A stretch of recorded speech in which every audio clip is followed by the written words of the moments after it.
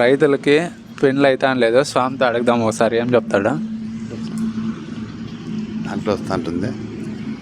రైతులకు అందరికీ నమస్కారము. ఈ రైతులకు పిల్లలు ఇవ్వడానికి చాలా కష్టపడుతున్నారు. ఏ ఒక్కరి దగ్గరికి వెళ్ళి అడిగినా కూడా ఉద్యోగస్తులు అని అంటున్నారు. రైతుకు పిల్లని ఇవ్వాలంటే చాలా ఇబ్బందికరంగా ఉంది. రైతుకు పిల్లనికపోతే రైతాంగం చేసి అందరూ ఉద్యోగాలకు పోవాలంటే పోలేరు, చదువుకోలేరు. ఆర్థికంగా చాలా సమస్యలు తలెత్తుతున్నాయి. ప్రతి ఒక్కరూ అర్థం చేసుకొని, రైతు గుండె లాంటి వాడు, అందరూ రైతాంగమే ఉద్యోగస్తులే కావాలంటే కాలేరు.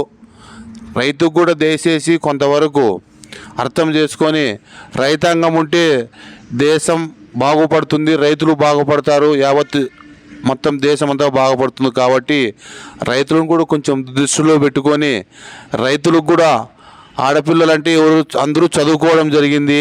ప్రతి ఒక్క తల్లిదండ్రులు చిన్నపాటి ఉద్యోగస్తునికే మమకారం చూపిస్తున్నారు. దయచేసి రైతుల పరిస్థితి కొంచెం అర్థం చేసుకోవాలని కోరుచున్నాను. Okay sir, thank you.